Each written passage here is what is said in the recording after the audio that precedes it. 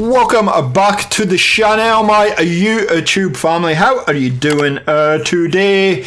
And if you've been watching the channel for a while, you know we love playing around with our different gear and different gear builds and just experimenting, seeing what we can do and what we can get out of the game, and today is no different. A couple of weeks ago we did a skill build. A lot of you loved that build, so today we kind of go into the middle ground where we're going to do a status effects build, and this one is a lot of fun.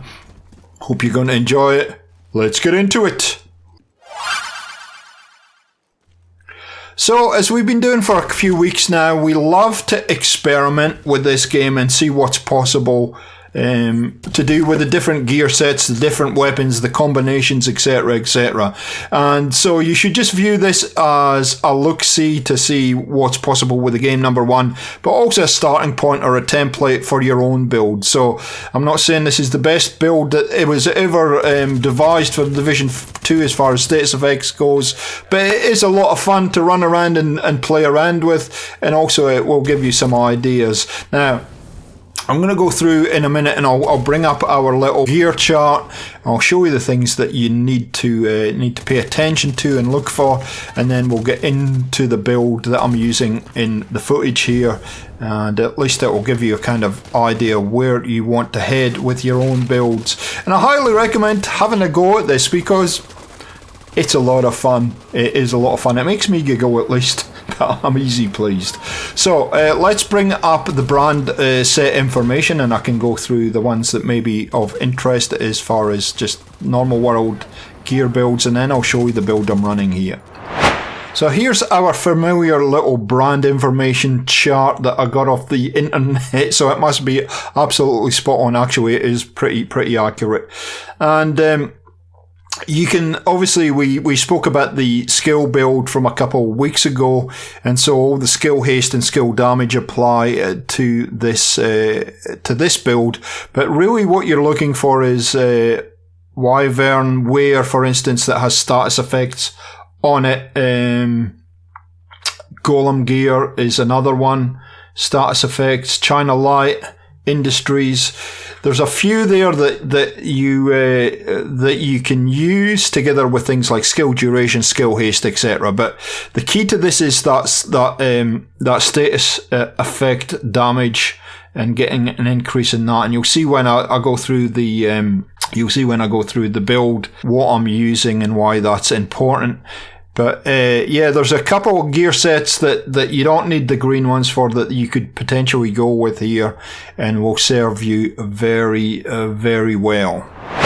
So let's head over to headquarters. I'll share the build with you, and then I'll give you some final thoughts on things that you need to pay attention to. So here is the build that we have for you, and it is a Eclipse protocol build, which will give you the status effects. But we'll start with the mask, which is the vial, and you can see 9.2% status effects, 9.2 hazard protection, and 10% burn resistance. But the talent is status effects also apply a damage over time debuff of 10 seconds. Total damage dealt is equal to 50% of your concussion grenade damage, and increased by your status effect attributes. I've stuck to my normal formula, which is if I'm going to use a 4-piece green build, I always have the chest piece and the backpack. So we'll start with the backpack. 2 pieces of Eclipse protocol will give you 15% status effects. 3 pieces give you 15% skill haste and 30% hazard protection, and then the 4 pieces give you indirect transmission. Your status effects now spread on kill to all enemies within 10 meters. Refreshes 50% of the duration, and refreshes 50% of the duration. I have some repair skills and skills hit 10%, 10.5% skill haste, and the talent is Symptom Aggravator, amplifies all damage you deal to status affected targets by 30%. And then we add that to the chest piece, which has a talent of Proliferate, which is increase indirect transmission range from 10 meters to 15 meters, and refresh percentages from 50% to 75%.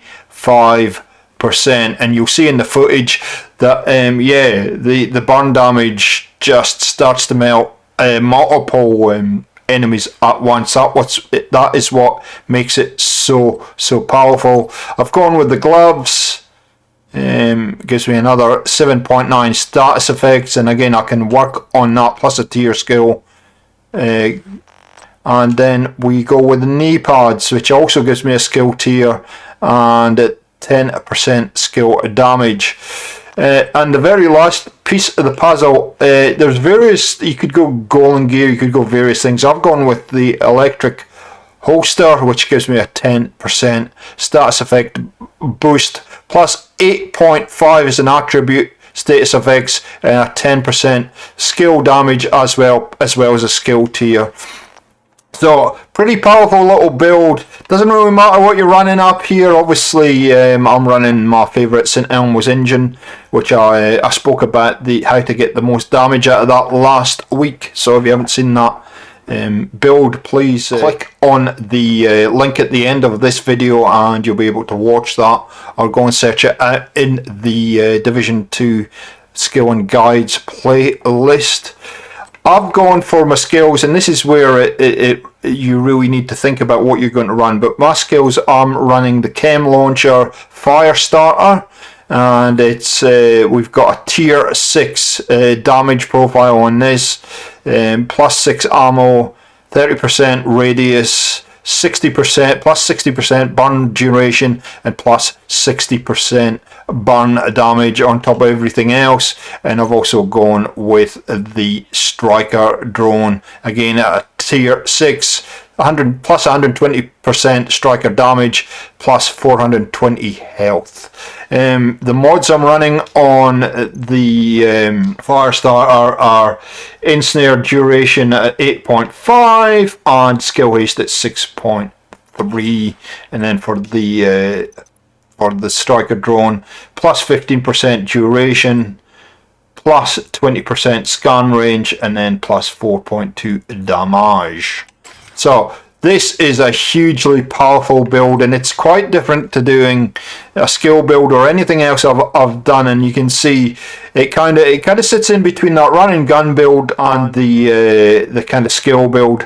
One precautionary thing on this though is that you can see the armor is extremely low at 677.4k, so you just gotta be a little bit careful with this.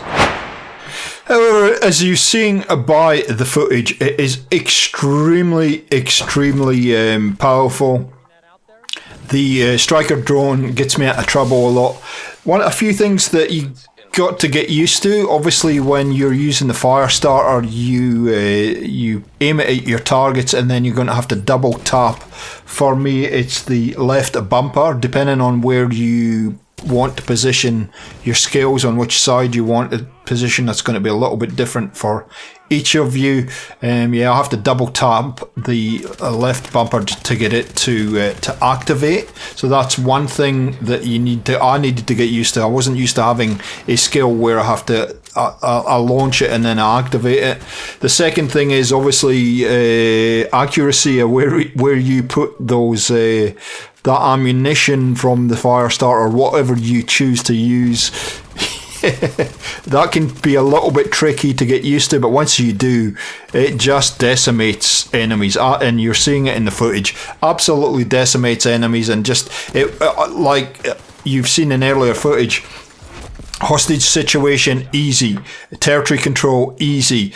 Control points, a little bit more difficult, but if you take your time, you'll take control points pretty easy with this build also. So we completed this control point fairly easily that you're seeing on screen, and two rogue agents turn up, and you'll see what this does to the rogue agents as we play the footage. But the last thing I wanted to say to you is that one other thing that does take a little bit getting used to, especially depending on what skill you want to use, and I'd encourage you to play around with the different skills and just see what works for you. But if you're using the fire starter, for instance, to get it to activate, I personally use the left bumper. I fire it, then I double tap the left bumper to activate that burn damage, but then to swap from the fire starter back to a regular gun, I have to hit the LB button again. So it can be a bit finicky to get used to for initially, but then once you get used to it and you know what you're doing, it's a heck of a lot of fun and super, super powerful. So I'm going to leave you with the footage that we're seeing in front of us with the rogue agents and say thank you very much for watching. Thank you for all the support on the channel. If it has been useful, I would really love to hear from you. I'd love to hear any suggestions you have to make this even more powerful. And if you enjoyed it, a like rating really does help out the channel. We've got lots of Division 2 and Division content and lots of shooter FPS shooter content on the channel, so have a look around. If you like what you see, consider hitting the subscribe button, and we'll catch you next time on Gaming for XP. I'll see ya.